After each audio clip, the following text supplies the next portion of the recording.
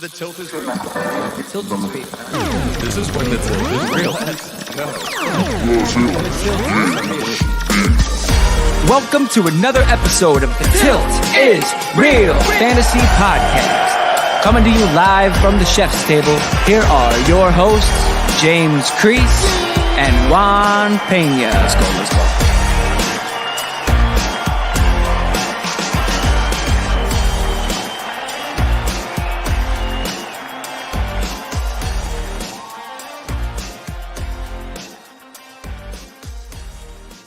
Welcome back to another episode of the Tilt is Real Fantasy Football Podcast. It is July 14th, and it is episode 60. We will be breaking down the NFC West this week, and guess who's back in the building? Our own Mr. John Swanson. What's up, John? It is Wednesday, my dudes. It feels so good to say that again, man. I'm so happy to be back on the show. Thank you guys. I just want to say thank you so much for holding it down in my absence during this crazy summer, man. You guys have been absolutely killing it with all the guests that have been on. Thank you guys for holding it down, man. I'm just so happy to be back. Man, it feels good. Let's go. How are you guys feeling? We're doing great. Joined with us, as always, Mr. Juan Carlos Pena. What's going on, Big Papi? I'm doing great, man. You know, any day we get to talk about fantasy football is a great day. But when you get Mr. John Swanson back and we have the whole band back together, it feels extra special. So I'm excited for this NFC West breakdown. Yeah, the band is back together. I love that. Let's go. Now, last episode, we discussed the AFC North and the top fantasy targets from that division with Taylor Cornell. Shout out Taylor. Cold T. You can find him at Taylor Cornell on Twitter. We broke down Bengals wide receivers. We talked Joe Mixon, Lamar Jackson. We got into that Nick Chubb discussion, yes, sir, and so much more. So if you missed that last week, go to Apple Podcasts or whatever platform you get your podcast and catch up with episode 59. Quick reminder, if you're listening on podcast form and you'd like to be a part of the show, hit that like and subscribe button on YouTube at The Tilt is Real and hop in the chat. We are here to help you win your leagues, and we did so pretty well last year. We're looking forward to doing it again for the 2021 season. Yeah, that's what it's all about. A bunch of the tilters that were in with us last year were all champions and we're all raising their trophies, and we had we answered their questions directly, and that's what the tilt is here for. Every Sunday to help you guys tilt, every Wednesday to help you get ready for the week, and the chef does his waiver wire shows on Tuesdays. So it's a full week event, and we get you ready for the season. Like we mentioned, we'll be diving into the NFC West this week and discussing the fantasy relevant players. But first, we have a little special Scott Fishbowl addition to the show sheet today, brought to us by Mr. John Swanson. So, What do we got going on here? Okay, so we are I'm in the 19th round of the Prestige Worldwide. And what we wanted to do was, I really wanted to bring, you're probably wondering why I asked you here today, other than Derek's birthday. But I wanted to make a pick on the air, with everybody, because, I thought it was, going to be a good opportunity. No, so we're in the 19th round right now. I've been picking from the 4 spot. So coming back around, I have 1909, and I thought it would be cool to make the pick on air between the 3 of us. Let's tilt. Let's see what's happening. Let's see the tilt. All right, so I guess the best way to kind of go into this is to go over very quickly what I got going on. Know what I'm saying? Run it down. Yeah, sure. And then we'll go from there. All right, cool. So very quickly here. I'm just getting used to the new phone. First day with the new phone, Oh, it is. So 19th round, at this point, you're kind of looking for some upside. You're looking for a flyer. You're looking for something to that maybe nobody else sees. But this is a competitive draft, man. Everyone's getting sniped. People are smart. Shout out to everybody I'm in the draft with: Devin Knotts, Evan Hoffpower. Man, I'm sorry if I mispronounced your name. Brandon Shoemaker from Ball Blast. Let's go. My man Chase Vernon from Fantasy Intervention. Britt Devine from Roto Grinders. Will Duncan. Andrew Phelps. Fantasy Godcast. Will Fettner. You got a stacked division. Yeah, man. This is a competitive division. like Eric Fingston, I believe I pronounced that right. PFF Kevin Cole and Jason Easler. This is a very competitive division. So from the 4th spot, I'm just gonna run it down really quick here.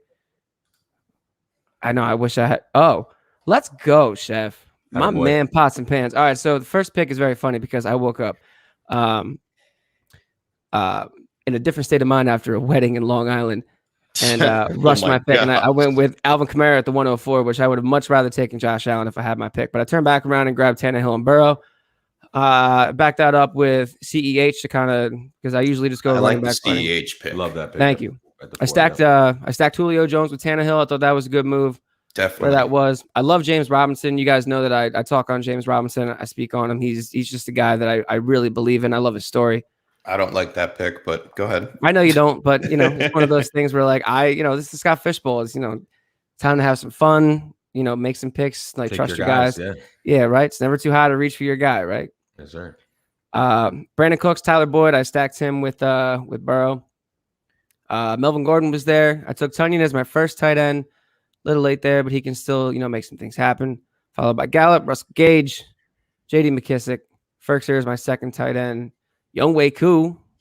Did we all get Koo, by the way, all three of us? I know I did. I did. Yeah. Let's go. Let's Yeah, go. I thought so. Yeah. Nice. His All right, his points per game last year were up there. I think it was like 12 points per game. 12 and change. Yeah. So I love him, man. I like him in he's a I flex. think I took him exactly in the 15th round, like you did, Swanson. I'm pretty sure Juan did too. I took him in the 13th. I took him a Oh, little the earlier. 13th. Oh, Yeah, okay. All right. He was the first kicker off the board in our league. Yeah, he was the first kicker as well. I set the trend, and then a couple kickers went after him, so I was happy to get him. Nice. Love that. And then Aguilar, Shepard, and Rashad Penny. So right now we're at 1909. So I'm staring down the barrel. All right. So there's no way I'm going to get another quarterback at this point that's viable. Well, who's viable? Who's there? No, nobody, brother. Nobody? Nah, like nobody. Like Dalton's gone at this point. If I'm bringing up quarterbacks, we are. What about Davis Mills? looking at If you're gonna shoot your shot, Yeah, that's not a bad shot to shoot, Chef. I would like Yeah, Tyrod actually- Taylor, Davis Mills. I see him going later in drafts, and I like Davis Mills. If you're going to shoot your shot, Tyrod has never played a full season. If Deshaun Watson doesn't play, you will have a viable extra quarterback there.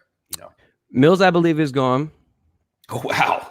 Yep, telling you, man, it is tough out there. Mills is gone. Tyrod's gone too. Justin in the chat, what is What's up, going on, Justin? my dude? Thanks for coming in. Hey, Justin. I mean, just like top 5 quarterbacks. I got Gardner, I got Brandon Allen, Nick Foles, David Blau, Trubisky, Chad Henne, Blaine Gabbert, Mason Oh, Rudolph. yeah. So you're not Yeah. going Better say- quarterback. Yeah, exactly. Right. So I'm not. So going what do you have quarterback. your eyes on then? Either running back, wide receiver, tight end, or you want to pick up another kicker?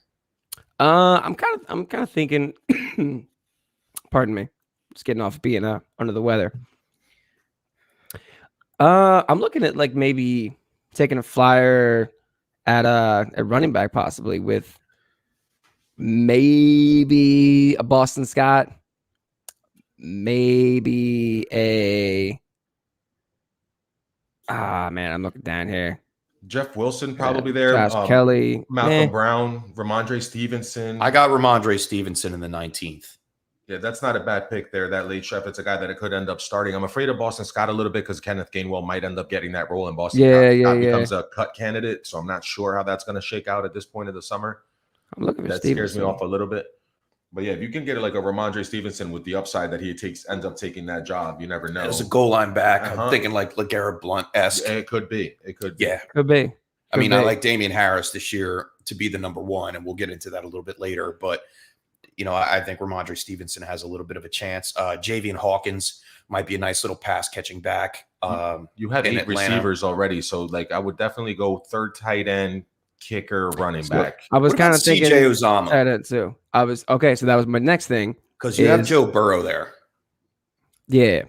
Right. So either way you So- would go, you could stack your tight end if that works out. CJ Uzomah was getting 5 to 6 Go on. targets last year per game in the first 4 games with Joe Burrow on the field until he got injured, and he's set to hit the ground running again back in camp this season. So I think Uzomah is very intriguing late.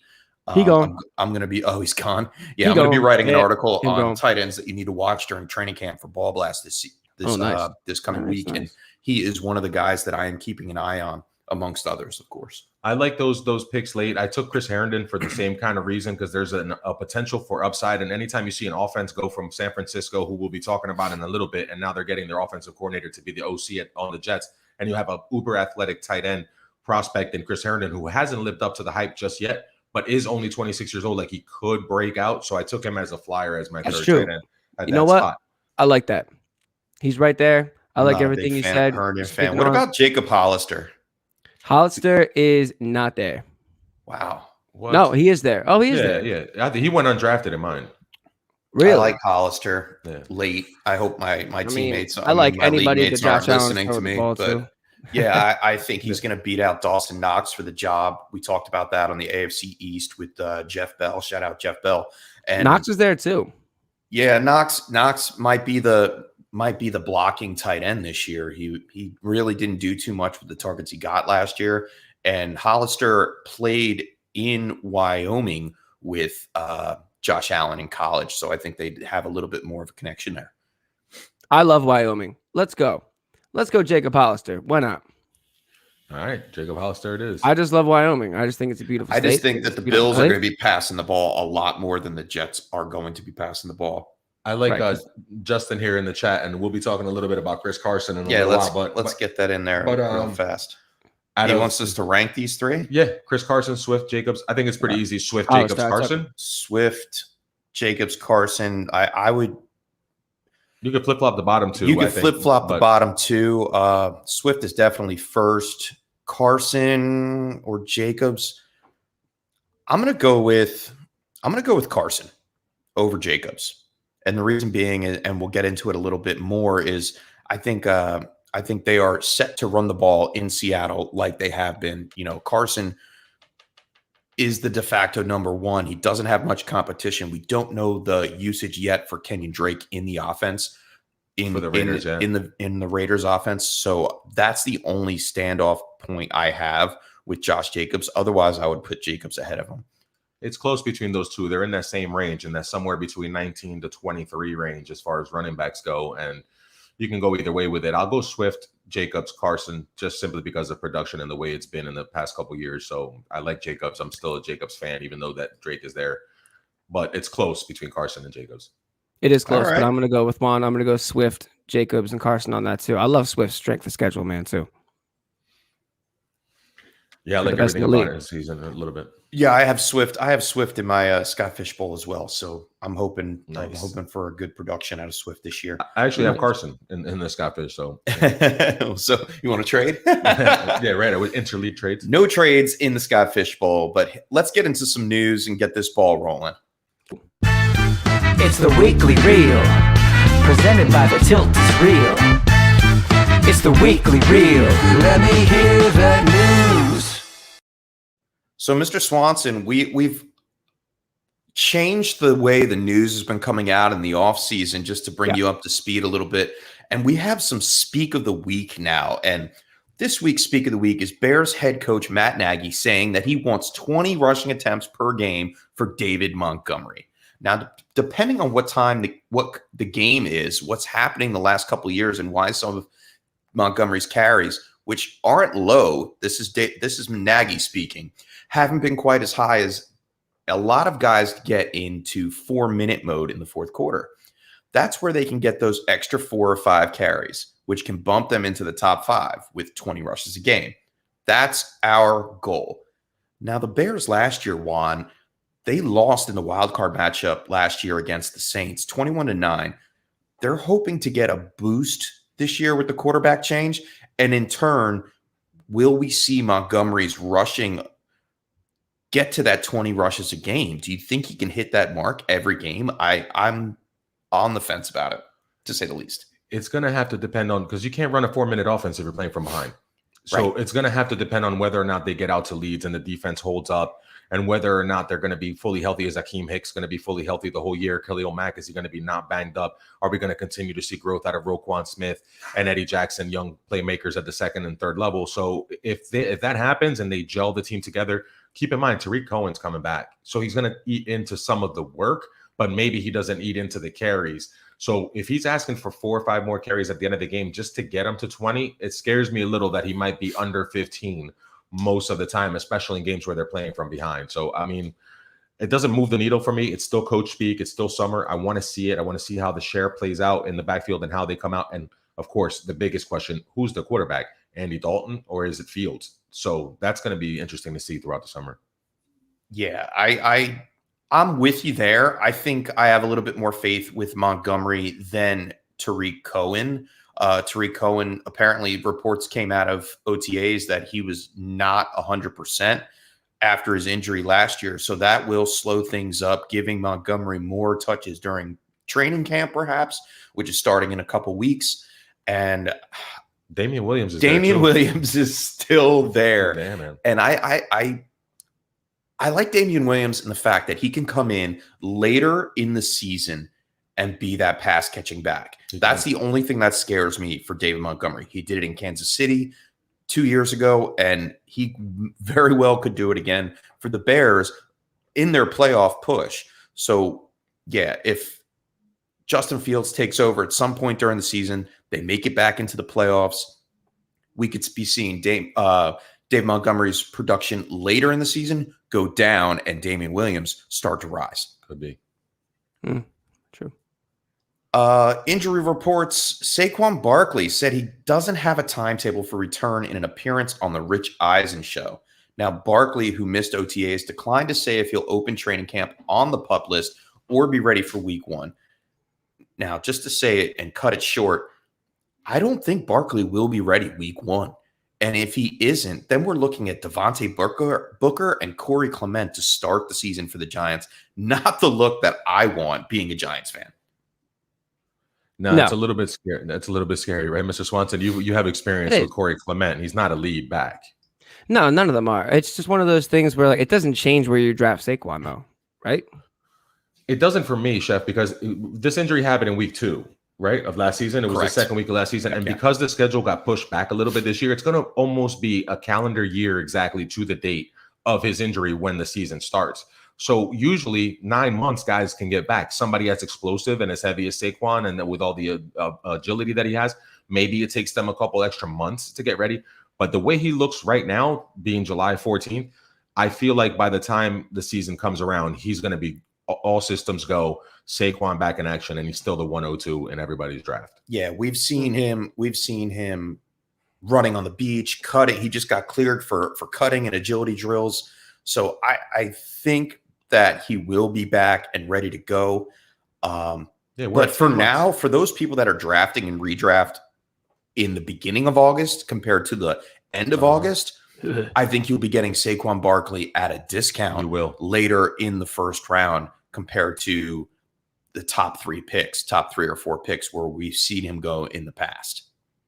Yeah, get him early. If you draft early, go ahead and get him early. I wouldn't be scared whatsoever. Even if he takes off the first week and you have to take a L the first week or you have to struggle and find a replacement for a week or two, end of the season, Saquon's going to be a monster in fantasy football. So there's no reason not to draft him. How many years ago was it where Zeke was suspended for 4 games before the season started? And we saw where Zeke was getting drafted? I think it was 2 years ago. Yeah, 2 years ago. Yeah, 2 years ago, right? Yeah, people were still taking Zeke way early because it's Zeke. 4 weeks, okay, no problem. Zeke's coming back. I don't think it changes Saquon's ADP, but it'll change it a little, but you should take advantage of the value. It's definitely where I'm. Yeah, always take advantage of the value if you can. Yeah. I mean, if Saquon 100%. Barkley falls to the 8th or 9th pick in the draft, and then you can get another running back like say Cam Akers or CEH, something like CEH to back him up. Come week 3 or 4, you're looking at a heck of a team to be competitive with. Yeah, give me some of that for sure. All right, let's get into some trade talk. NFL Network's Ian Rappaport reports the Bears are not expected to agree to contract extensions with Allen Robinson before the extension deadline. Robinson is currently signed to a franchise tag worth $18 million. They can't get a deal done. Simply put, they don't want to pay him. He's produced. He's been a wide receiver 1 the past 2 years. They're still unwilling to pay him top dollar, and they're going to wind up having to pay the franchise tag of $18 million, and then he's going to go into free agency next year as an unrestricted free agent. And he's gonna break the bank. And he's gonna break the bank for somebody. And I think Chicago would be pretty dumb not to pay this guy. Chef, maybe they believe in I- Mooney. Maybe they really believe in Mooney and Miller, and like they can move forward and just keep that offense going. They're going to run it through Kmet. Maybe they're going to go all running game. Like you've seen teams like this that have a genius, quote unquote, head coach who thinks they can turn anyone into a wide receiver 1 or make it work with a bunch of wide receiver 2s. So they're not going to pay him, and the cap's going to go up next year. He's going to get paid more than Kenny Golladay got in New York this year. Yep. A New York Jets, a Jacksonville Jaguars return there would be ironic and would be cool, wouldn't it? Like That is kind of crazy. Yeah, Deshaun goes back to the Texans next year after a suspension, or Aaron Rodgers finally gets his guy and he stays in the division. There's going to be 5 or 6 landing spots where Allen Robinson is going to get absolutely paid what he deserves. And this is a guy who's been doing it with Blake Bortles, with Mitch Trubisky. Like the guy produces no matter who's behind center, and he's going to do it again this year. And he's another one that Mr. Swanson, you just mentioned value. Like he's a value. Like in every draft that you get him in, like even if you get him in the 4th round, he's a wide receiver 1. So you can go running back in your draft and take 3 of them in a row and get him in the 4th, and you're stealing. You absolutely have a wide receiver 1. And I'm taking full advantage and grabbing him anywhere that I can this year too. And we brought up Aaron Rodgers a little bit there. We don't know what's going to happen. But speaking about Aaron Rodgers, Adam Schefter on the Chris Collinsworth podcast saying this isn't a money issue. It's much deeper than that. He doesn't want to be there.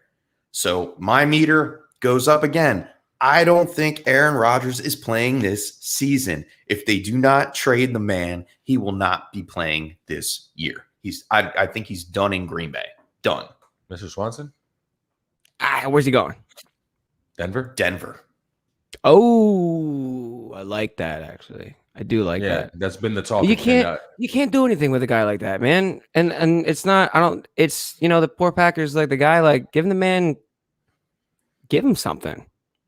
Like, he doesn't want anything. He doesn't want anything from them anymore. Yeah, like clearly there's a disconnect. And I think he just wants out of there. And it's just like, it's so weird when like teams try to trap somebody. You know what I mean? It's bad for everybody. There's just the energy, the blood, the bad blood. It's all just not good for anybody, man. It's not good for the NFL. It's not good for teams. It's not good for the player.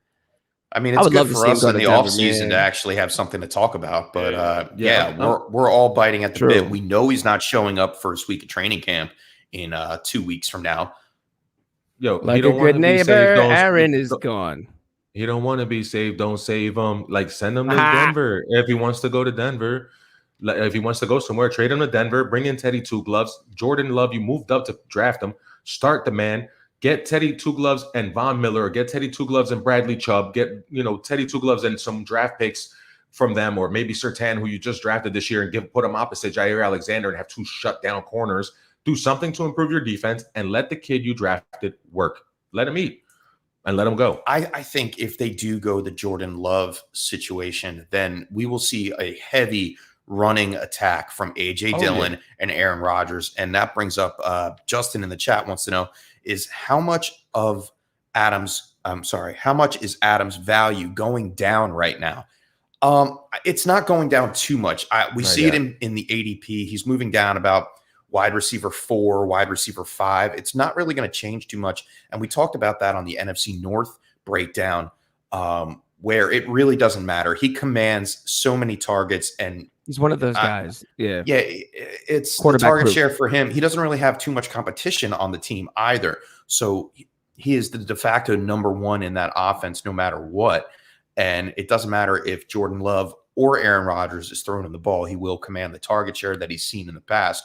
Whether or not those are catchable targets depends on how much Jordan Love is actually going to be there, how well he's going to play, and how well he's going to be. Correct. Listen, if that happens, if Rodgers gets traded and he's gone, Devontae Adams is gone after this year. He already said he wants to play with his Fresno State buddy Derek Carr in Vegas, and he wants to go to Vegas. So he would be also gone, and they would have to be like in full rebuild mode kind of on that offense.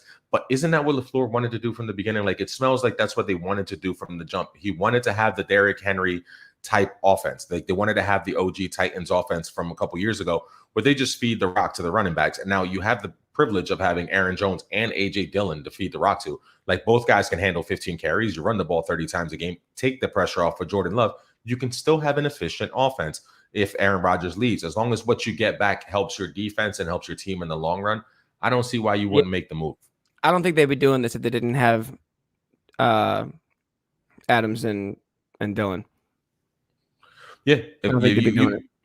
No, you have to have those other weapons. You have Robert Tonyan, you still have MVS, you still have Lazard. Like, you still have a decent team. You drafted Amari Rodgers. Like, you have a good set of weapons that you can help a young quarterback if you run the ball and play well. Like, their O-line's pretty good. It's not so bad. They did lose Corey Linsley, the center, but they're still a decent offensive line.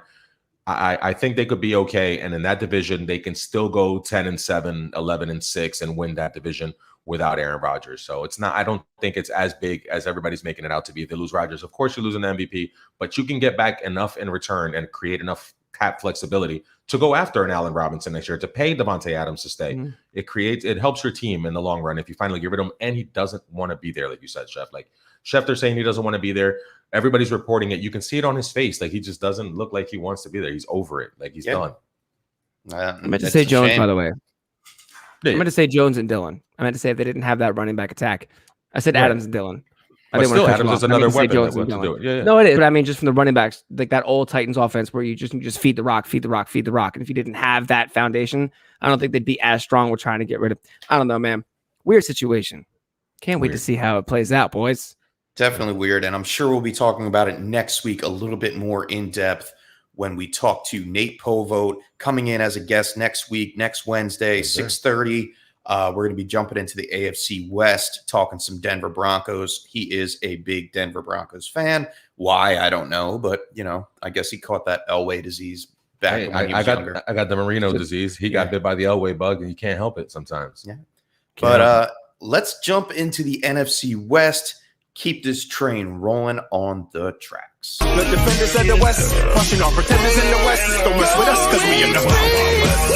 When I roll into the Wild Wild West, when I stroll on the West, when I bounce into the Wild Wild West, we going straight.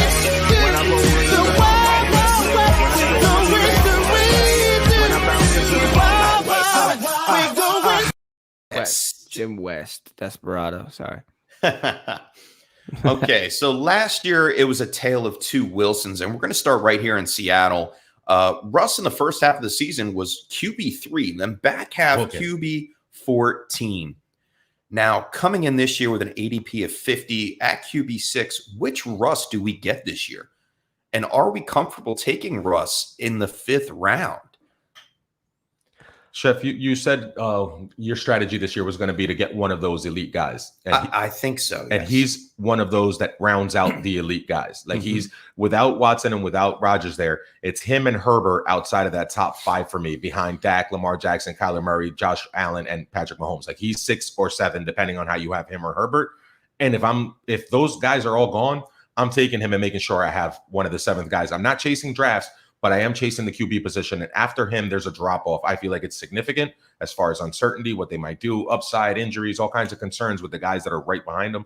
So I'd rather take him and be safe because at the end of the day, he's still Russell Wilson. Right? Yeah. Absolutely. I'm right on board with you, man. I feel like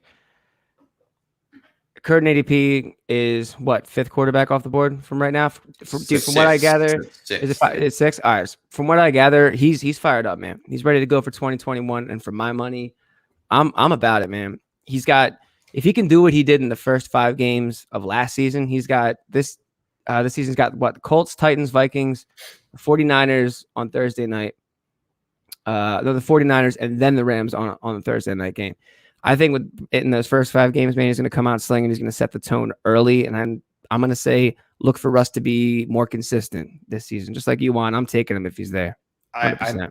I like the word that you use there, consistent. And he has been a model of stability for your fantasy teams, finishing inside the top 11 every season, and then has 4 top 3 finishes in the last 7 years. So with that stability of a safe floor and an upside that you can really see him being inside the top 3 if everything goes right in the new offense with Shane Waldron as the offensive coordinator, they are switching things around in Seattle. You're going to see a lot more short routes, intermediate routes, crossing routes with Tyler Lockett and DK Metcalf this season. You're going to see Will Dissly, and Gerald Everett. We're going to talk about them in a little bit. it's going to help Russell Wilson get the ball out a little bit more. Yes, they want to run the ball with Chris Carson, and we're going to get into his value in just a second. But I feel comfortable taking Russ here in the 5th round. And if he drops to the 6th round, I'm smashing it. Yep. Smash, accept, and take them. Yes, sir. Yeah. So I feel this is a good spot for a quarterback because you can still build your running back heavy team. You can get a wide receiver 1 in the 3rd round and then come back wide receiver 2 and then have Russ in the 5th round. That's solid. You have a solid stable and an anchor for your fantasy football team. So yes, Russ Wilson, sure. 56 is the 109, the 509, right? So you're talking about if you're picking that late and you were picking 509, you might have Saquon drop to you at the 509, right? At the 109. You can get Gibson in the 2nd round, or maybe even Nick Chubb in the 2nd round. Yep. You can get Allen Robinson in the 3rd round. You can still get a good receiver in the 4th round at Robert Woods or someone like that to give you a little bit of a safe floor. And then Russell Wilson. And if you leave the first 5 rounds and that's your team, you're in the playoffs. Like you're talking about now, how do you roster the rest of your team to go on a run in the playoffs? Mm-hmm. That's solid. So yeah, I love it. And speaking of playoffs, Chris Carson, ADP 38, running back 21. He has some value going on here later in drafts, coming in the 4th round, beginning of the 4th round. Are we buying in on that value? Is he sufficient enough running back to add to your starting team, your starting lineup? Like he's coming in running back 2 territory now. Yeah, I feel like at that ADP, you're like guys going around him at that ADP, DeAndre Swift, Josh Jacobs, Miles Sanders, CEH, David Montgomery. I would take any one of those names above Chris Carson at this point at that ADP. There is the lingering injury concern that you have to think about, which is something that Carson's burned me in the past before. You know, like sometimes you got those guys that have burned you in the past. Stay away from the ones that have burned you in the past. Yeah, it's tough. You know, it's tough to get back in there. It is tough. But around that ADP with the names I just mentioned, I would grab one of those guys over Carson. Yeah, I would take all of them, and Jacobs would be like where the discussion ends. But Chris Carson last year, he missed 4 games. He had missed 4 games. There were 4 other games where he had less than 8 carries. He only had 7 games where he played 56% of the snaps last season. But the one good factor is to what Chef was talking about with the underneath work and the short passing game. He did have 36 catches last year, which is just 1 less than he did in all of 2019, where he was on the field in every single game that he was on the field. He only had less than 15 carries twice, and he had 37 catches throughout the whole season. So he was available, he was there, and wasn't catching the ball. Last year, in a limited time, he was. So if that trend continues and he starts to see PPR work, he could end up being the value out of that list of names that we just said. And if he drops a little bit and you can make him your 3rd running back, now you got something where you got yourself potential for upside that he could carry your team and end up being an RB1 or low-end RB1 or high-end RB2. Yeah, his ceiling is inside the top 20. He's done it every season for the past 3 years. So I think being at RB21 right now, you're drafting him right where he is. But I think the volume of running backs this year has pushed him down a little bit. And with that, I'll take it. He has minimal competition with Penny and Homer in that offense. They are not capable of doing a 3-down back set. He is. He will be that guy in that role, and until something happens, and I'm not banking on him getting injured. If he falls to me and he's my RB3, you could put it on the board. I will have 3 running backs, and Chris Carson as my RB3 is fine. Oh, for sure. If he falls to you, 100. Yeah. I mean, with his current ADP going in the early 4th round of 38, I don't mind that. You know, and if we talked about Russell Wilson, I will stack him with Russell Wilson if need be. No problem. Yeah, sure. Yeah. He's going to be throwing the ball to him a lot. I think he's going to catch a lot more passes this year than he has in the past. And speaking of catching passes, DK Metcalf, ADP of 20 compared to Tyler Lockett, ADP of 56. Mm-hmm. Are we willing to take either of these guys, or because of their value right now in drafts, are we going to pass on one of them? I'm going to jump on this real quick. So I'll hit Lockett first. Simply put, Lockett is too inconsistent, even at that ADP for me. Around that ADP, I'd say give me Galladay, DJ Moore, Jamar Chase, even Odell Beckham, T. Higgins, around that area. As far as DK is concerned, I think this is the year that DK really starts to go full Donkey Kong. DK mode? DK mode, baby. We're going to be saying that all season. It's DK mode. Let's go. It's DK mode.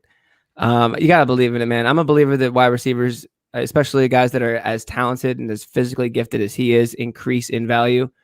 He's a pure blend of size and speed, man. Like, but are you willing to take him at his current ADP of 20? If that means you're surrendering another top end running back and going wide receiver earlier. If I somehow have that whip around where I grabbed Russ, or where I would plan on maybe getting Russ if I can look at it and I'm like, okay, the way it looks, I think I might be able to grab Russ down here. If you really think you might be able to do that, it might be a risk. But maybe I would. But I think, all right, personally, look, I'm just going to say, if you're the type to grab a wide receiver early, I don't think you're making a mistake by grabbing DK Metcalf. Personally, that's a good way to put it. I'm probably going to take the running back value at that draft spot. However, if you are the type to go with a wide receiver at that point, I don't think you're making a mistake with DK. Yeah, DK scares me off a little bit at that price 20, because at 20 you're looking at Kittle still. If you're going to deviate from running back, because I'm going to go running back first three rounds all day long in all my drafts this year. I don't care. I'm not deviating. I don't care how tempting it is to take one of these guys. But if I were to deviate, I like that. And let's go, Justin. RB. Yes, 100%. If I'm going to deviate, though, it's going to be like a league-winning tight end. We're in so many leagues together. Like Waller and Kittle. Like if I can go Waller or Kittle maybe there at 20, I would consider that just to have the positional advantage over the rest of my league mates. Maybe. But if at 20, I'm still going to be able to grab a Gibson or grab a Chubb or grab one of those running backs that I really like, I'm going to take that running back 100 times out of 100 and not even think about DK. I would too. And Chef, as far as I think Mr. Swanson was like overlooking my shoulder, I have it written down here. Cooper Kupp, DJ Moore, Kenny G, Brandon Ayuk, all of them I would take over Tyler Lockett. Yeah, I have it down in my notes as well, Juan, just to feed off of that. And that's great that we all hit that when we were doing our show prep. I'll even add Jamar Chase to that list and say I would rather have Jamar Chase than Tyler Lockett. We don't know when he's going to hit.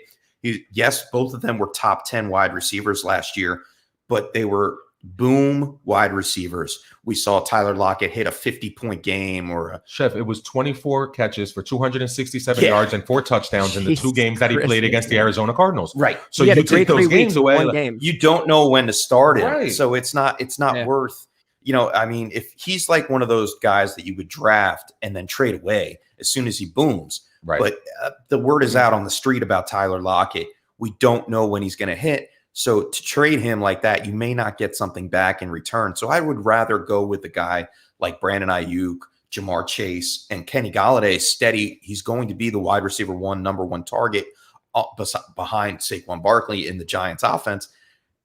Yeah, I'm not seeing it. I'd even be happy with taking DJ Moore before Tyler Lockett. And this is why Lockett's getting pushed down. I think we saw him at his ceiling very tippy top last year.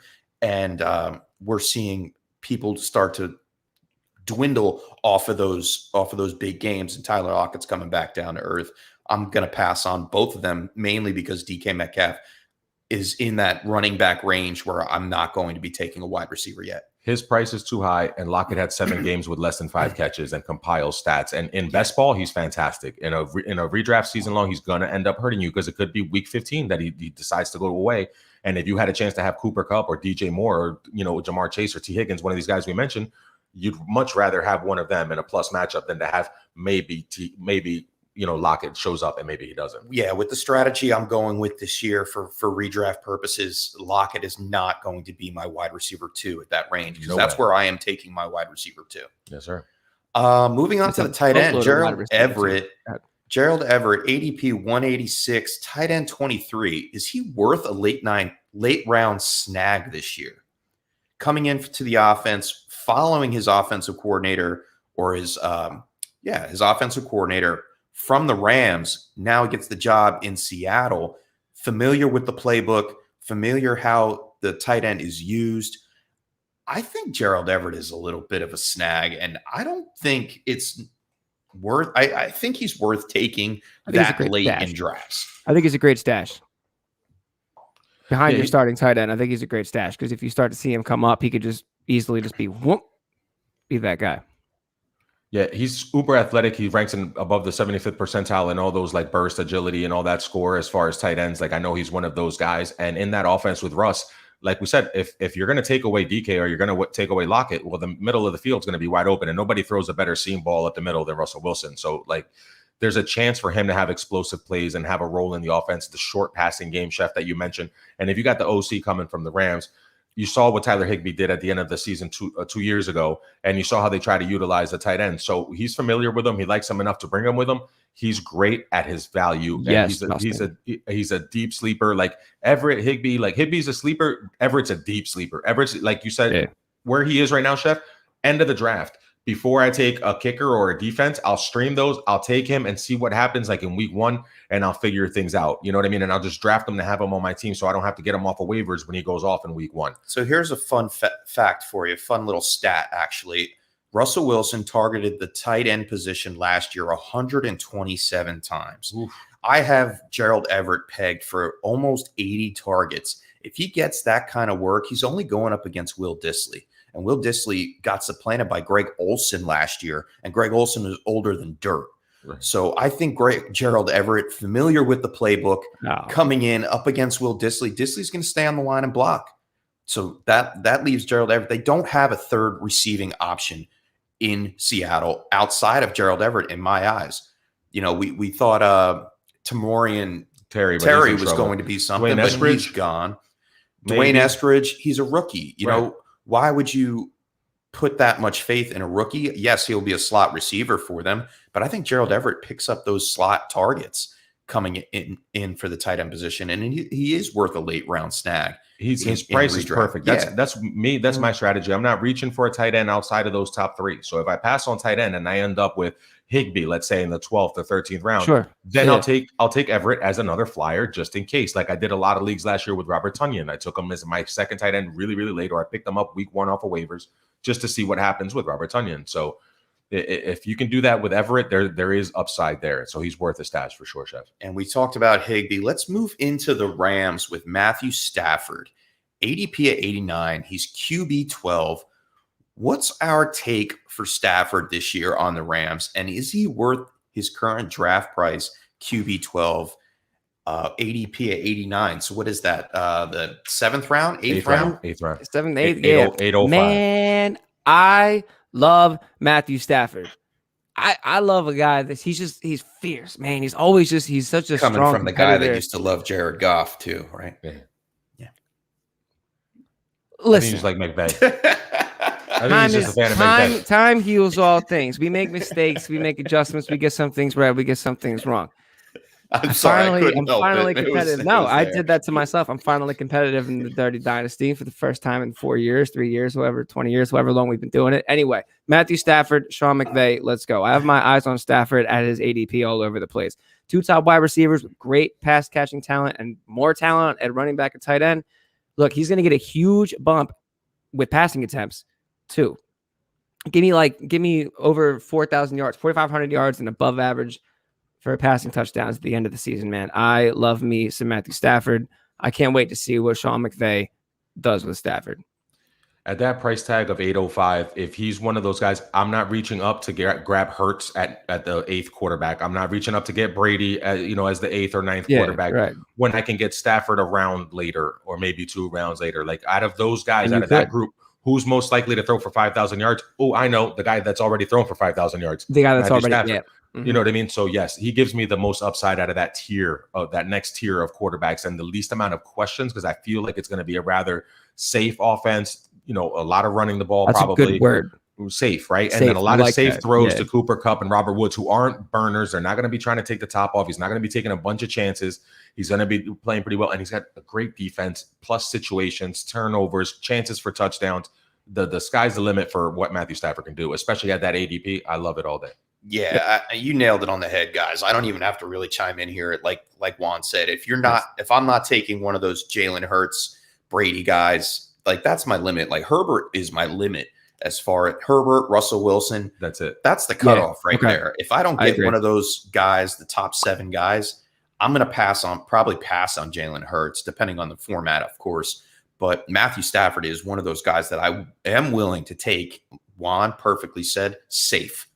Yeah. He has the consistency. He's done it before. In 2019, he was on pace to throw for 5,000 yards. He was the QB6, I believe, through the first 9 games. And then last year he fell off. Why? Because he didn't have his number 1 target in Kenny Galladay. Yeah, he was in Detroit. Bro. Yeah. So with the upgrade in system, upgrade in head coaching, Sean McVay over Matt Patricia I'll take McVay any day of the week. All right. That's going from play school to craftsman. Right. And we've been talking about Matthew Stafford all offseason since the trade back in, I think, February when it took place.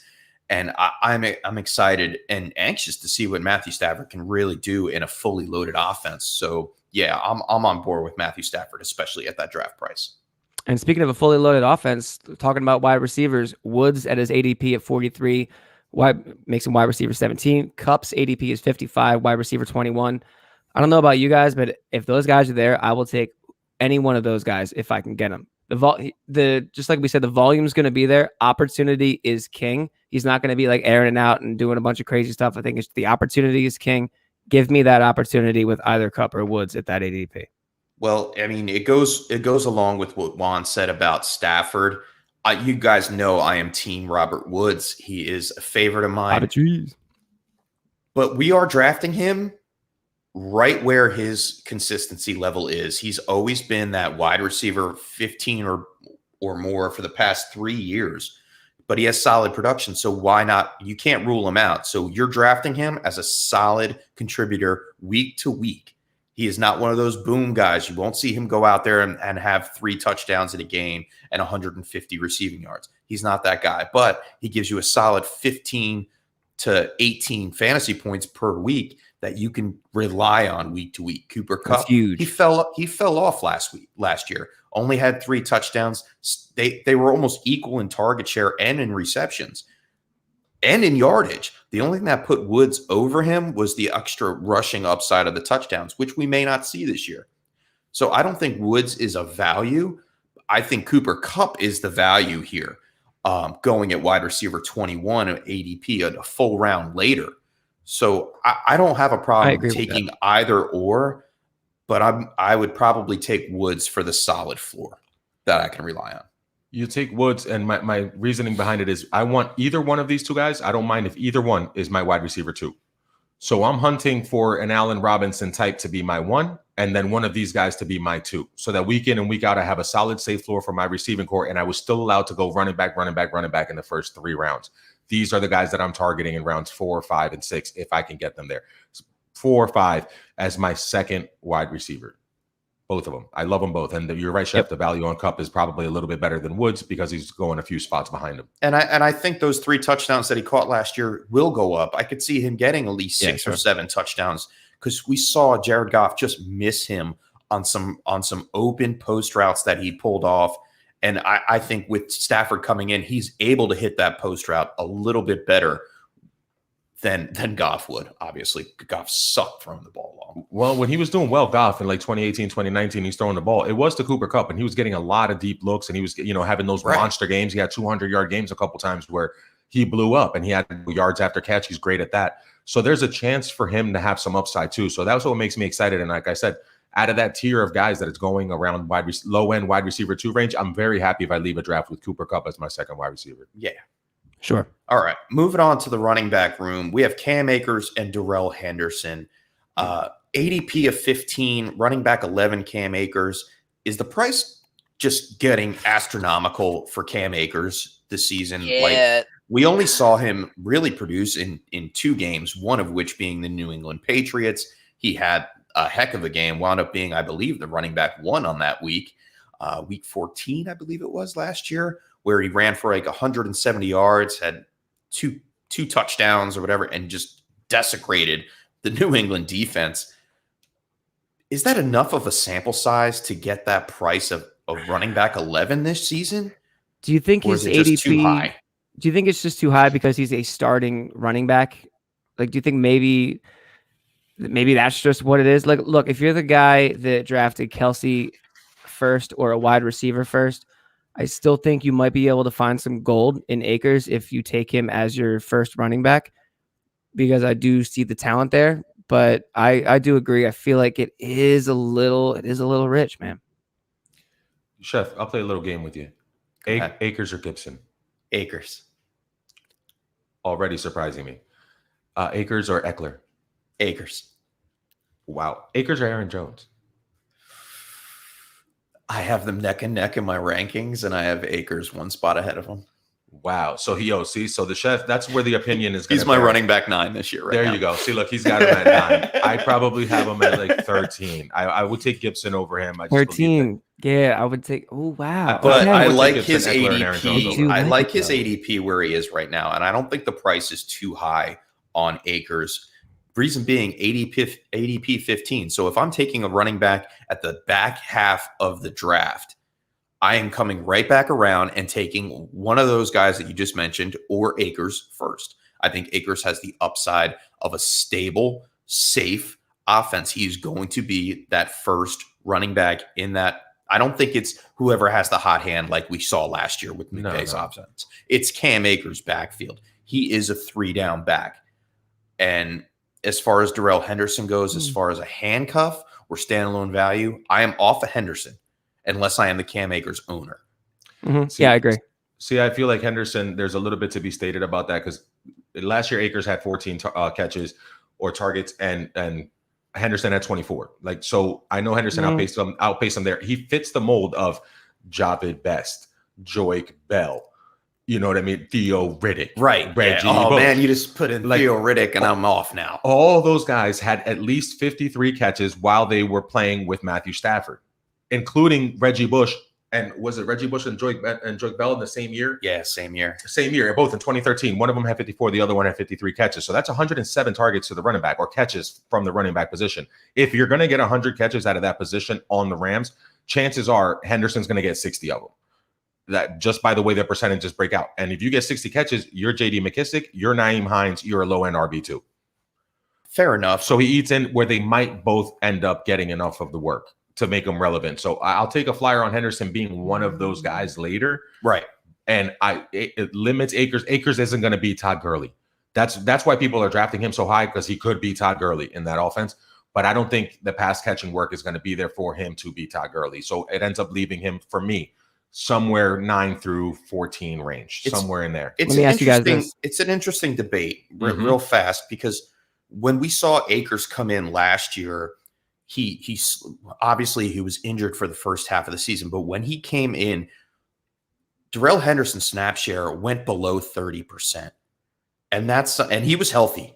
Darrell Henderson was healthy. Sure. And that's what makes me think that it's going to be Akers and Akers alone, and Darrell Henderson filling in as a change of pace back with that 30 to 40%. And Henderson, he really didn't break anything. I think he only had one game that was really double-digit fantasy points with a 40% snap share.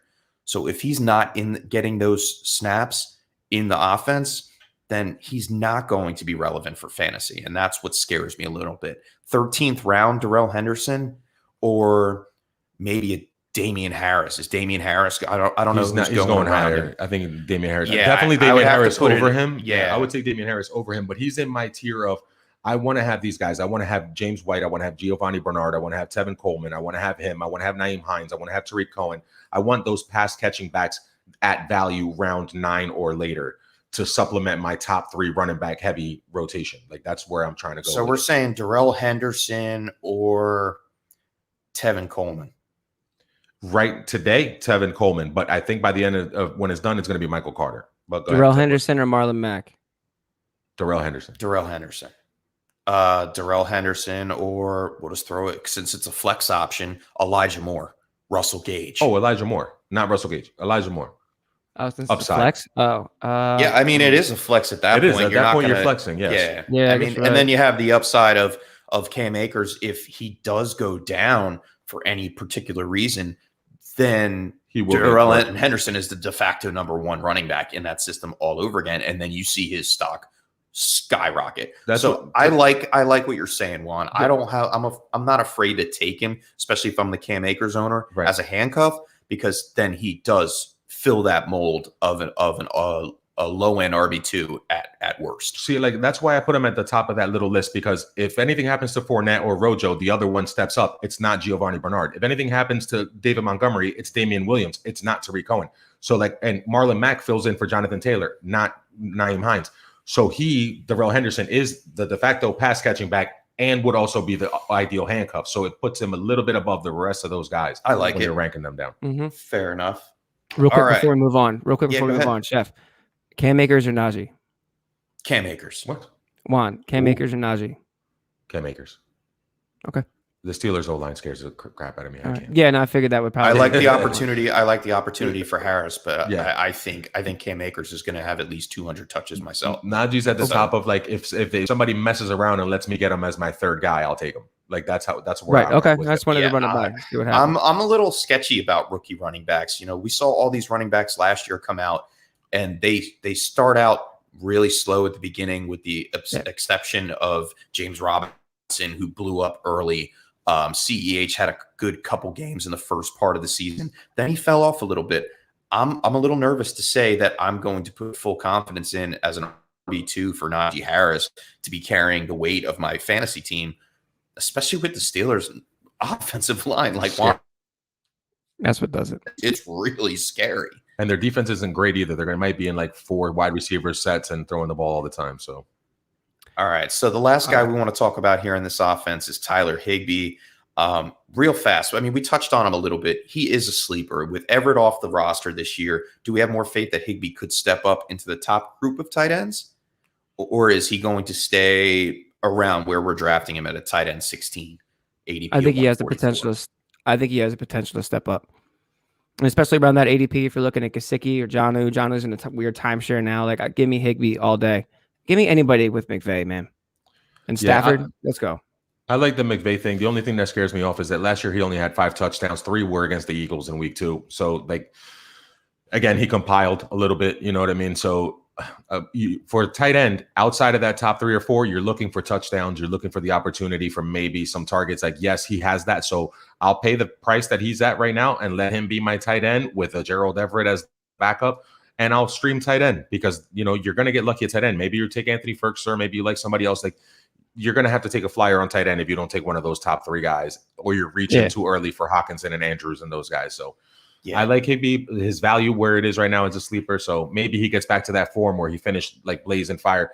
The last 5 games of 2019, he had 4 100-yard games. He had a game over 80 yards. Like, but again, he only had 2 touchdowns in those games. So what he does there at the end, like what he did there at the end, maybe he can have something like that this year and he'll be a value at the end of the day. I'm on board with you guys as well. I think he is a value at this price of 144 with Everett off of the roster.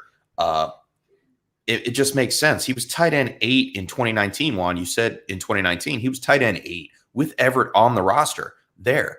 I mean, the guy catches 70% of his targets for the past 3 seasons. Why can't he continue that with a better quarterback that likes to throw it to the tight end? Indeed. And with an efficient offense that it will stay on the field. You know, their defense is strong. It's going to be offensive football coming out of the Rams. I expect a total shift in point production from the Rams as a whole compared to what they were last year, you know, nitpicking and then having some boom weeks. No, I think that they're going to come out strong, scoring a lot and utilizing every single person on this offense. So I'm on board with Higbee, especially late at 144. And Chef, you alluded to it earlier a little bit with the wide receivers only catching a few touchdowns last season. This is now 40 touchdown upside. This is now 45 touchdown upside from Matthew Stafford, passing touchdowns. And if you distribute those, no matter how you slice it, Higbee's looking at 6 through 12, and it ends up his range of outcomes is huge, but he's going to go from somewhere around where you're talking about 16 all the way up to 3 or 4. He could end up depending on the touchdowns. Right. So Justin is right. Higbee's a sleeper, and he's somebody that should definitely be drafted, and we should be considering the stashing later on. All right, moving on to Arizona, Kyler Murray, ADP 36. Now, he's one of those guys that we talked about in the top 7 quarterbacks right now at QB3. Will Kyler repeat inside the top 3? And is he worth taking inside the first 3 rounds? Yeah, that's exactly where you have to take. Well, I mean, you have to take him there. So would I rather take him in the 3rd or Lamar and Dak in the 4th or 5th? Yeah, I'd rather take Lamar and Dak in the 4th or 5th instead of taking him in the 3rd. But that's where he's going to end up, Chef. Like his range of outcomes is real small. It's 1 through 6, like it's 1 through 7 because of that rushing the floor. rushing floor. And they lead the league in pass plays and plays, period. Like nobody runs more plays than the Arizona Cardinals. And they didn't go get AJ Green and draft Rondale Moore not to be in 4 wide receiver sets. And they don't have that rotation with Isabella also in there. So like they're going to go 4 wide and go. So that being said, I came across something yesterday. And I didn't write down where it came from, but I heard that Kyler Murray said that he doesn't want to run as much this season. He said his legs should be a luxury. And that kind of caught me off guard because so much of his value is through his legs. And last year with his shoulder injury, he was doing a lot of that. And I think that really projected it, but it worries me a little bit. I don't know if it's like QB speak or whatever it is. You know what I mean? But like you said, like they didn't go out and get, to like other receivers like AJ and like try to make these 4 wide receiver sets. He says he wants to use his arm more.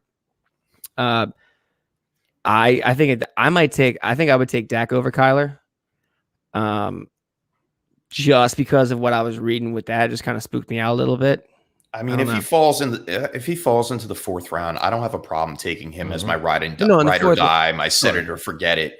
Sure. 3rd round is a little early unless you're on the turn, like ADP 36, you're on the turn there. So that's a little sketchy for me. It depends on how my build is going so far. If I want to depend on Kyler Murray like that, and with that speak right there, I mean, the guy is when we're talking about quarterbacks, he is a very physically inclined height person. I don't want to say the S word, because I'm short. Oh, he's physically challenged. Physically challenged. He's vertically challenged. Vertically challenged. That's the word I'm looking for. So he doesn't really have the stand in the pocket he's a shortstop kind of thing. Infielder. Yeah, he's going to have to. Yeah, he's a which shortstop. I love in quarterbacks. That's right. And he does have a gun for an arm, and I'm excited for him to be able to throw the ball because I am a DeAndre Hopkins truther. But at the same time, you're drafting him at that ADP because of his rushing floor, and I'd like Juan said, I'd rather take one of the guys after him and sustain a 3rd running back or get my wide receiver 1 in place of Kyler Murray and still be able to have a Konami code quarterback in Lamar Jackson or, Justin Herbert, knowing that he's going to be throwing as much as he is. Yeah, I told this story once before, and I'll tell it real quick again. I met Ray Lucas one time, former backup quarterback for the Jets and the Dolphins, famous Rutgers player. And I said, hey, Ray, how far do you have to throw the ball, to be a quarterback? And he was like, from here to you. He said, as long as you're smart enough to make the plays, every quarterback just wants to drop back and throw the ball. We'd rather throw it on every single play and not run the ball ever. He's like, we don't want to run the ball. So, of course, he said that, Mr. Swanson. Like, he doesn't want to run in and get hit. Like, that's crazy. It's madness. I have DeAndre Hopkins. I'd rather throw it 40, 50 yards down the field and show off my arm. You know what I mean? I'm a gun shortstop, like you said. So he ideally wants to throw it. Kingsbury wants to throw it. He wants to be in 4 wide sets. They want to feature Chase Edmonds and just line up 4 wide and not have to be all heavy RPO stuff all the time. They want to just drop back and sling it, run the old run and shoot. So the upside for him is 1 and the downside for him is 6. But like Chef said, if I can get in the 3rd round, if you're going to give me David Montgomery, Josh Jacobs, Chris Carson, Miles Sanders, one of those guys that we talked about, on top of Akers and Gibson as my first 2 or something along those lines, yeah, give me that 3 running back stable. I'll worry about quarterback a little bit after, and I'm still going to get Lamar a round and a half later. Yeah, like let me get the value of those 15, 20 picks makes a huge difference in your build. And Lamar and Murray, to me, it's not that big a gap. It's not that big a difference. All right, real fast. Running back battle. Chase Edmonds, ADP 67, running back 27. Or James Conner, ADP 93, running back 34. Who are we taking, guys? Edmonds, passing upside. I'm taking Edmonds. I'm on board with Edmonds. I think that James Conner has a whole bunch of problems staying healthy on the field. He apparently hurt himself on an ATV in this offseason, and I just don't think he's ever played a full season. I think he's there as a complimentary piece, and it's Edmonds' backfield with the upside of actually being a top RB2 inside the top 24 for Edmonds. So for sure, especially with the PPR work. Yeah, and if Kyler doesn't run the ball, that's even more so why Edmonds' ceiling is higher than James Conner. I think Conner's going to be more of an early down short yardage back. Yeah, goal line touches, short down. Right. And the pass catching for Edmonds is really going to be his true value there. Yeah, I'm not concerned with James Conner at all this year. I really am not. And we mentioned DeAndre Hopkins. You can't go wrong with taking DeAndre Hopkins. Is there anyone else out of these wide receivers that we'd be interested in taking? I'll take a flyer on Rondale Moore late. Rondale Moore late? But I'm until I see it all 4 wide out there all the time and the opportunity being there. Like Christian Kirk was highly inconsistent last year. AJ Green squandered 107 targets from Joe Burrow and the rest of the quarterbacks in Cincinnati last year. He looks like a ghost of himself. So the only one with a chance or some upside is Rondale Moore. Like that's the only one who might come out. He looks like a mini Isabella Tyreek in that Hill. conversation for you too? Nah, I don't think Not he'll really? beat any one of those guys out for the spot. I don't. If he was one of the top 4, maybe. But again, he's a boomer bust, home run hitter, flyer, best ball candidate. But oh no, in redraft, I'm not drafting any of these guys. Maybe Rondale Moore if I need a 5th wide receiver late rounds, and he fell to me. If you're looking at your bye weeks, it feels like a lot of mouths to feed and a lot of uncertainty at the same time at wide receiver position outside of D-Hop. D-Hop. Yeah, I'm not. Nope. None of these guys. They're all going undrafted. If one of them turns out to be the secondary target for Kyler Murray, I will scoop one of them up off of waivers. I'm not wasting a draft pick on any of these guys. Yeah, I did have that he might be the next guy we're going to talk about too, but any of those 3 guys might make appearances on the waiver wire hero sheet. That's true. They could be cameos on the waiver wire. Yeah, they're definitely consistent waiver wire weeks, pickups. Like Kirk, he flashed a little bit. If he beats out Rondale Moore for that slot position, if AJ Green starts going out on the outside and we see Kirk in the slot, I like Kirk. I love Kirk in the slot, but that's depending on Mr. Fitzgerald coming back or not. And it looks like they're not working out a contract right now. I did some work on that. So, Fitzgerald may not come back this year. He might be done. We'll find out in a couple weeks when they all report to camp. Oh, if they don't pay him, he's going to Tampa. Oh, yeah. Oh, man, if he goes to Tampa, no brainer. He goes to Tampa for $3 million and gets a championship. Why can't he go to the Rams? Or the Chiefs? Yeah. Or the Chiefs. Chiefs is a good spot too, and you go on the cheap. But yeah, I'm out on all 3 of these guys, Kirk, Rondale Moore, AJ Green, until we see more of what's going on with training camp. And there'll most likely be a waiver wire ad, if anything at all. Our last team in the NFC West, and we've got to talk about it. We've got to talk about this quarterback battle that may be stemming in San Francisco with the 49ers. Trey Lance, QB 24, or Jimmy G, QB 34. Do any of these guys really matter in redraft the way they're going in ADP right now? ADP is a little high on Trey Lance. ADP is a little high on Trey Lance, and it's a little low on Jimmy G, I guess, but it's the controversy that causes it. But Trey Lance gives you that upside. Like, what if he is Lamar Jackson? And I thought, I was going to say, if he's there at the end of your draft, grab him. Right. Not even at the end. Well, I mean, Trey Lance going right now, 13th, 14th round in redraft. So Jimmy G is going undrafted, technically. So Trey Lance, we should just say it, is Trey Lance worth the 13th or 14th round scoop after you've already filled your initial roster? A couple months ago, during the draft process, while I was watching the film, I saw Trey Lance. I was watching his tape, and I said, man, this is who Lamar Jackson wants to be when he grows up. Because when Lamar Jackson came into the league, he was too skinny, wildly inaccurate. Bill Polian, the great Bill Polian, thought he should be a wide receiver, all those things. And then he comes out, and he's the Konami cheat code. The next year, he's the MVP. He became that, right?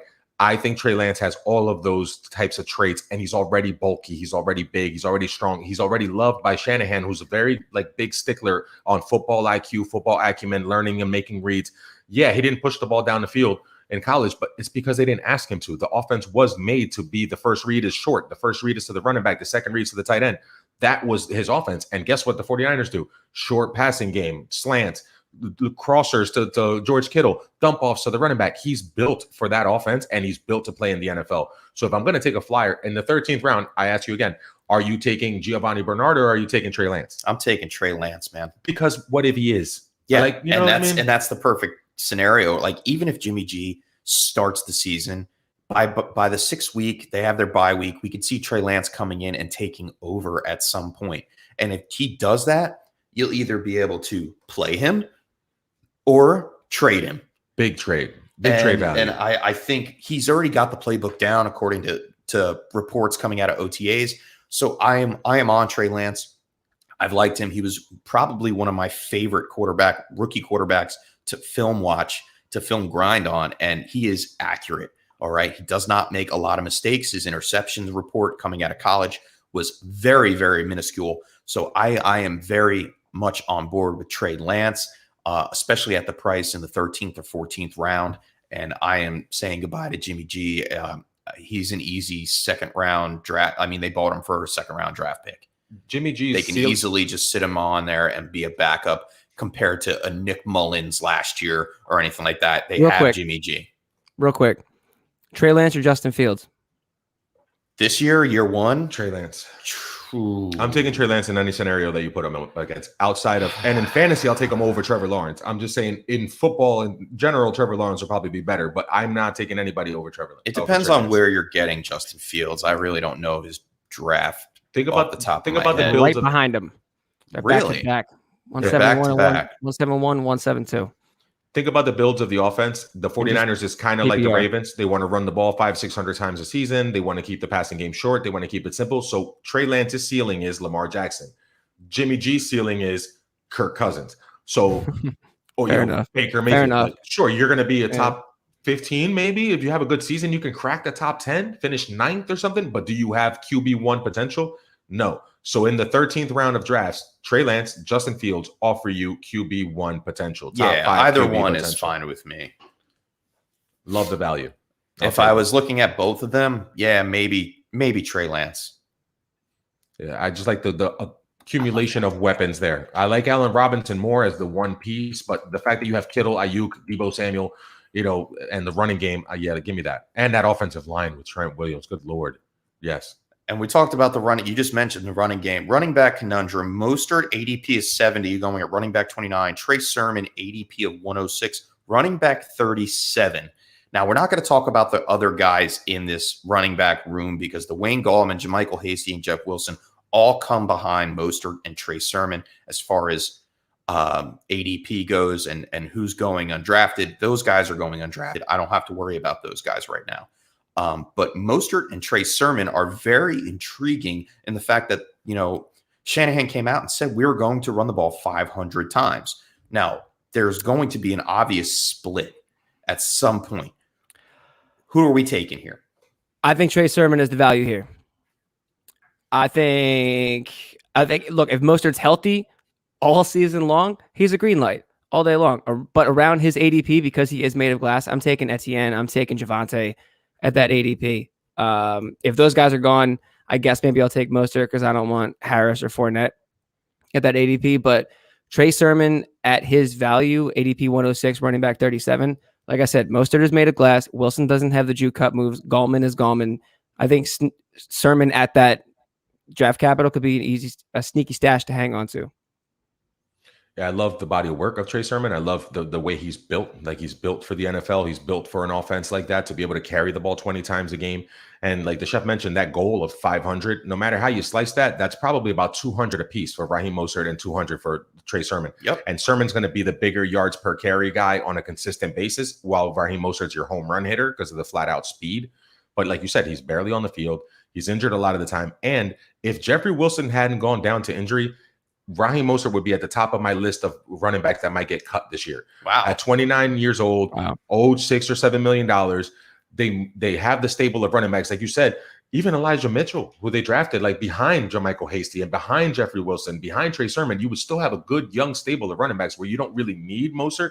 And if you move on from him and get another DB to help your team or another linebacker to come in and solidify that defense, I think they would probably go in that direction. I'm going with either or for a simple fact on roster build. I probably prefer Trey Sermon because you are getting him much, much later, almost 3 rounds later. And I wouldn't be done filling my roster up yet. I'd rather have like a Devontae Smith or even a David Johnson, Robbie Anderson as a flex position than a Raheem Mostert. So I will go with Trey Sermon in this conversation and saying that he's going to get a similar amount of workload. He may not be the home run, smash, speed, breakaway running back, but he's definitely capable of catching the ball, and that's what we want. He fits that system perfectly. So, yeah, I'm on board with Trey Sermon. I posted a tweet out on Twitter earlier this week saying, if I see one more Trey Sermon article. I'm just going to have to read it. And I have. Trey Sermon, he looks like the real deal. And I think he gets a little bit of time behind Raheem Mostert, even if he isn't fully comfortable in that Shanahan system yet. So, yeah, Trey Sermon is the guy late. I like his value right now. Cool. Let's move in. I mean, we all know Kittle is tight end 3. I mean, if you get him, you get him. He's not too much of a risk in my eyes. I will never take him again because, like, we said earlier, Swanson, you mentioned sometimes, right? You get burned. I got burned by Kittle. He destroyed my leagues last year. So I will not be making that reach at ADP 26. But you're not wrong if you do so. He shows a lot of potential to be inside the top 3 again. But the wide receivers are a little bit different. Brandon Ayuk, ADP is 62, going in as wide receiver 25, had an impressive rookie season. But Deebo Samuel, ADP at 89, looks a little bit more intriguing later in drafts. What do we do? Can Ayuk be the same guy with the healthy Deebo Samuel and Kittle this year? Or is Deebo more of the value because of the lower draft price? I agree with that part. I think there's really no getting around it. Ayuk's upside is going to be capped with healthy pass catchers around him. He's still a solid wide receiver too. But I don't think he's going to have the same output that he did last year when he was the only guy there to gobble up targets. At his ADP right now, I prefer Jamar Chase or ODB. Deebo, on the other hand, ADP 89, wide receiver 39. I think another guy that's like tough to kind of draft with all the mouths to feed around him. But I would say I would probably like his value around there. But at the same time, you're looking at Tyler Boyd or Juju in that same area too. And because there's so many mouths to feed and you don't know who's going to be the quarterback. And if it is going to be Trey Lance, he does need to develop his downfield looks a little bit more. And that's why I think you're going to get a lot from Kittle this year. You're going to get a lot of safety valve stuff.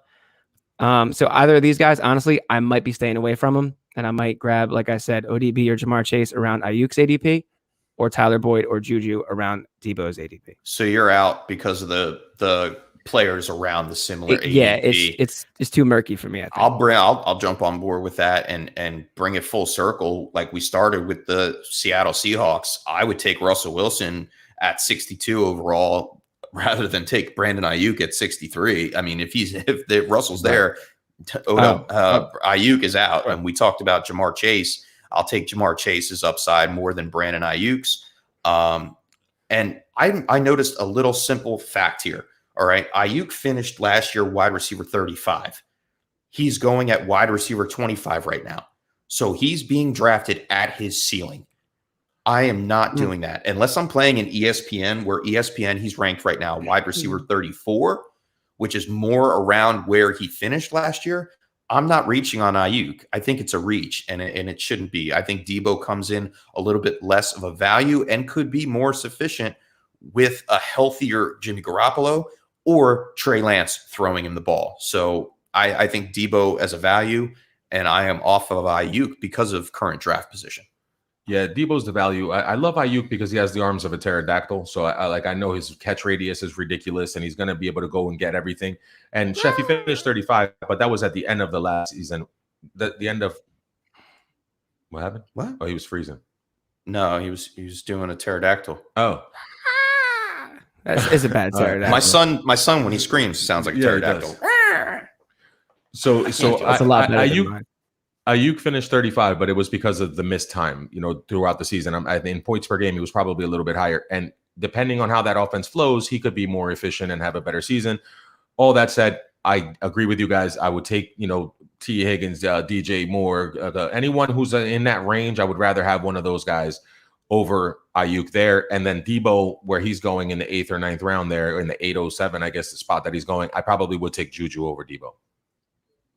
So, yeah, it's a fade a little bit on both guys. Just because, again, they want to run it 500 times. That means they're not going to throw it 500 times. Right. Yeah. All right. Well, that pretty much wraps up our NFC West breakdown. Swanson, happy to have you back, man. Love so your happy input. to be back, man. Thank you. I'm so happy to be Wednesday. here. You got to bros. work on that pterodactyl cry. Yes. You know can what? come We don't over even know and what my they son, sounded like. AJ, all- AJ will show you how it's done. True. Fair enough. You can find me at AJ FF_chef on Twitter. Check out my articles on Ball Blast, football, and Coming Off the Edge on Tuesdays at 7 p.m. Eastern Standard Time for a fun, interactive, just bunch of people getting together, talking fantasy, doing some shenanigans. It's a great show. Go check it out on Edge Off Chaos on Twitter and the YouTube channel Coming Off the Edge. Love the Edge of Chaos. I'm Juan Carlos Pena. You can find me at FF One of a Kind. And we'll be back in a couple weeks with a nice mock draft. The chef will be here next week with Nate Polvok, and they're going to do the AFC West breakdown. That's going to be dope. And I'm happy that it's a Wednesday, and I'm happy that we got Mr. Swanson back and that we had a good show. Mr. Swanson, take it away. I'm so happy to be back, boys. Great show. You can find me at FFJawn, JAWN Swanson. Shoot me a DM on Twitter if you need anything in terms of musical stylings done for your podcast or your commercial or your what have yous. I'm looking forward to that mock draft, man. It's going to be a lot of fun. Shout out to everybody in the Scott Fishbowl, man. Like the three of us are in it. We are. I can't say it enough. We were on the podathon at 5:30 in the morning. It was so cool being on with those guys. They're doing an amazing thing. Salito, right. my man. They're doing an amazing thing. We're just like humbled and just super, just like grateful to be a part of it, man. And it's been a lot of fun. So keep an eye out. Things are going to be great. I can't wait for this season. This was a Wednesday, my dudes. I'm just happy to be here, you know. Check you out next week. Thanks for tuning in. Have a good week. Keep the tilt is real. Peace. Thanks for tuning in to the Tilt is Real Fantasy Podcast. Like and subscribe on YouTube and follow us on Facebook and Twitter. Check out our website at thetiltisreal.com for more great fantasy football content. We'll catch you guys next time on The Tilt is Real.